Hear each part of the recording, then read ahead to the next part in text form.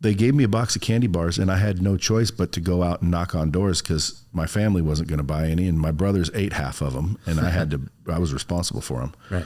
So I went and started knocking on doors, and after, I don't know, 5-10 houses, I realized I need to come up with some sort of pitch. And so I put the candy bars behind my back, and I asked the homeowner if they knew a good roof repairman. When I knock on the door and there's this little kid asking, do you know anybody that repairs roofs? Do you have the number to a good roof repairman? They'd go, what? They were confused. And then I pulled out the candy bars and I say, because when you taste one of these, you're going to go through the roof. And they started buying box after box after box. Other kids were selling singles. I was selling boxes at a time. That's amazing. And I sold more candy bars than everybody. They gave me all the candy bars the other kids in all the other classes couldn't sell. I sold out the school in candy bars, which has never been done. I don't think it's been done since. But I sold every single candy bar the school was shipped with that pitch, knocking on doors. But I didn't realize, hey, I'm a great salesperson. I was too young. I just happened to be. And again, people say, well, did your dad teach you that? Who taught you that? I just developed it. Yeah. So I knew I had those skills. And then I also would get $2 for lunch money. And I would stop off at this little red store on the way to the school, and I would buy bubble gum and Bubblicious. They were 20 cents a pack. There were 5 pieces in each pack. Sure, yeah, I remember it well. Yeah, and I would buy all the bubble gum, and I'd go sell them for $0.25 a piece. Okay. And kids would give me $0.25 a piece. So I'd come home with way more money. So I was entrepreneurial from the get-go. Yeah. But I didn't realize it. And, all my family was kind of blue collar, low income. So they kept telling me to get a real job when I was starting to get older. I'm thinking, I want to maybe be a movie star. Oh, you're not going to make that. No one was supportive or encouraging, by the way. Yeah. I mean, makes sense. It's like saying, I want to be in the NBA. Okay. There's limits. It's a numbers game. Yeah. So they were advising me to get a real job. So I got a job with the Forest Service for one summer, or not summer. Did you go to college? No. Okay. High school? Dropped out 11th grade. Oh, okay. Yeah. A lot of people, are amazed now because I have a couple PhDs, a couple MBAs, a couple bachelors. And they're like, what? How'd you get those? I said, I hired them. Because you don't need a degree if you can hire one, right? That's right. So I dropped out of high school in the 11th grade, believe it or not, to run off to be a movie star. And then just never went back. Did you come out to California, or? I went to California. Uh-huh. And about what age were you? 17. Okay, wow. And how long did you give it a go? I went out there a couple times, but the first time, I'd say a month and a half, 2 months. Okay. 3 months maybe. Okay. And then where'd you go from there once you decided that wasn't going to get you where you wanted to go? Well, I got a role I got a starring role in a movie and the producer was Mark Rydell. He did On Golden Pond, and he had a son named Chris Rydell, and he got out of a drug rehab, and as a reward got my part in the movie. And I'm like, how does this work? And so they explained what nepotism was and how it works in Hollywood. Yeah. And I said, so the person with the money gets to decide. They said, yeah, that's who's paying for the movie, and that's who's paying for the movie. So I said, I'll tell you what, let me go become a millionaire real quick. I'll be back. Yeah, light bulb moment. Yeah, and I thought I'll just go be a millionaire real quick and come back and pay for the movie, and then I'll decide who's in it, and I'll be in it. But I didn't know it'd take forever, and it took 30 years. So didn't ever do the acting. Of course, I'm not done. I am going to go make a movie one of these days. I'll fund it. I'll be in it. And we'll see what the market thinks. Mm-hmm. If all of a sudden they want me in other movies and other companies are sending me scripts, well, then I did a good job. Yeah. If everyone says, who's this guy? Who put this guy in the movie? What's this clown? Well, then I got a good souvenir. Yeah. Well, that's a Stallone model too, right? Yeah, hey, I'm going to do it. But and only because it's been my whole lifelong thing. When I was young, I gave it a go for a little bit. But long story short, I kept getting pressure to get a real job. So I went and got this forest fire fighting job. Mm-hmm. And it sounded, rugged and cool. And I ran around bragging about it and saying, I'm going to be like I pictured myself in a, flannel shirt and, wolf by my side, sure, out there saving eagle eggs. But, I got up there and it was not what I thought it was. And they put this big water pouch on my back and told me to squirt the stumps that were smoldering. on the side of the mountains, up and down the sides of the mountains. You were getting poked in the eye and all kinds of crap. Yeah. So that didn't work out. No. So where'd you go from there? So then I got a job selling cars. At a dealership, traditional dealership? Just regular Williams, Wilson, Pontiac, Volkswagen. And did you... I crushed it. Yeah, I was going to say, like... Yeah, I mean, I walked in there and, most people were kind of lazy. I spent 15 years in that business, so I learned every position. And looking back, it was easy to see what they were. They were called floor whores. And basically, they just hung out and waited for customers. They were lazy. Yeah.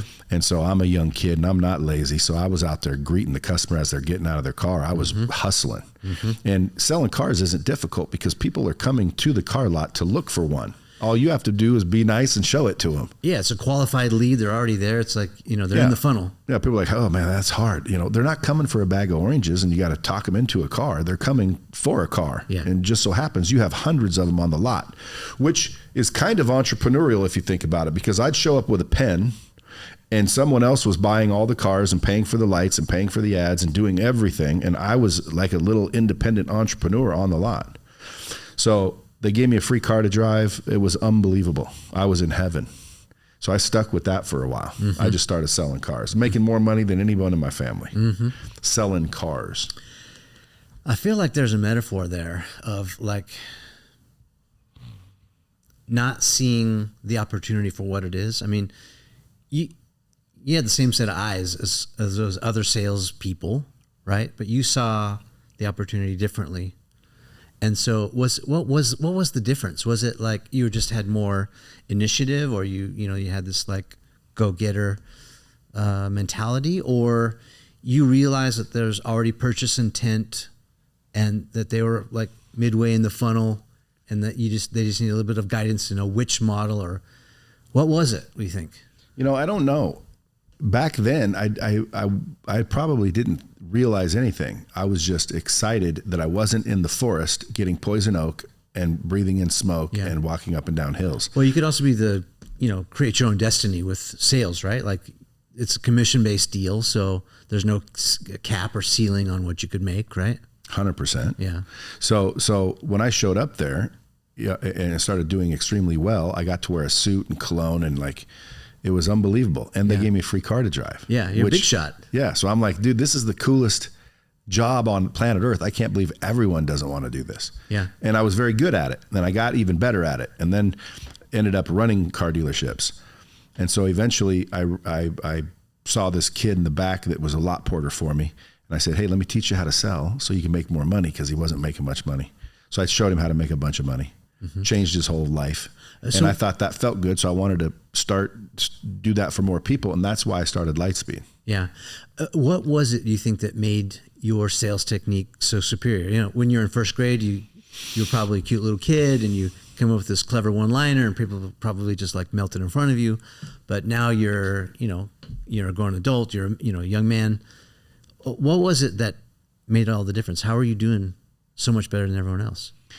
Well, number one, hustle, work ethic, but realistically, humor. I was a little humorous. So you were approachable. You weren't like the serious guy. Yeah. I mean, I threw humor in there, but realistically, I was looking to help people. Okay. And other people were looking to sell people. Yeah. And there's a different vibration attached to each one of those. Yeah. So my vibration as I approached customers probably was accepted a little bit more than someone that was trying to sell you something. Yeah. I just talked about this in another piece that we shot. But the first thing that you said to me, basically, as we were talking off camera, is, how can I help? And I just want to underscore this because I think it's an important point. People ask me to do stuff all the time. I get pitched a lot, whatever it is, I get asked to do stuff. And I'm always surprised at almost never people ask me that question. Almost never, Brad. They never ask, what do you need or how can I help? It's always like, well, here's what I need and here's what I need you to do. But I'm impressed that was like your first statement. Was that, is that natural? Does it just come natural? I think that's just innate. But I do think that is an advantage of mine. And I teach people how to sell, close, and persuade people. And people are always like, persuade. Like, why do you think that's so evil to have the power to get someone to see things your way? Like, to me, it's a superpower. It's an asset. when they say, how do you do it? Well, the first thing I teach them is to stop trying to sell someone and just try to help someone. Yeah. That's all. Like, I need to help you find a car. I need to help you buy a house. I need to help you. Yeah. What do you need? Yeah. How can I help you? And then, you know, I'm more concerned about helping others, which coincidentally, Zig Ziglar was one of the clients I mentioned. I may not have mentioned him, but he was one of my clients. He says the best way to get what you want is to help others get what they want. Right. And I didn't really understand it when he told me that, but now it's like, exactly. If you want to make $1 million, you just got to solve 1 million problems. So if you look to solve problems and help people, that's when your, you know, likelihood of success accelerates and exponentially increases because of, I call it a universal law. I don't know, karmic, who knows? But all I do know is if you stop trying to figure out how to make money and start trying to figure out how to help people, you'll end up making money.